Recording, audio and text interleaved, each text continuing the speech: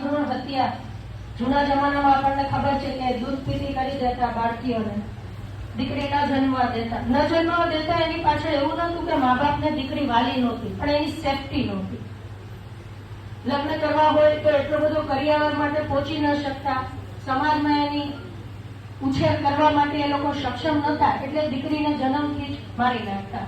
પણ કાયદો આવી ગયો છે કે જેથી કરીને ગર્ભની અંદર પરીક્ષણમાં જો ખબર પડે કે દીકરી છે અને જો કોઈ અબોર્શન કરાવે તો ખુદ માને પણ સજા મળે છે અને પરિવારના લોકોને પણ સજાને પાત્ર બને છે. દીકરીને ભણવાનો અધિકાર એક જમાનો એવો હતો, અહીંયા 3 પેઢીઓ હું જોઈ રહી છું, તો કદાચ જે સૌથી અનુભવી પેઢી છે, સિનિયર શબ્દ એટલા માટે વાપરું છું, વૃદ્ધ શબ્દ એટલા માટે નથી વાપરતી. પહેલી વાત, લેડીઝને વૃદ્ધ થવું ગમે નહીં,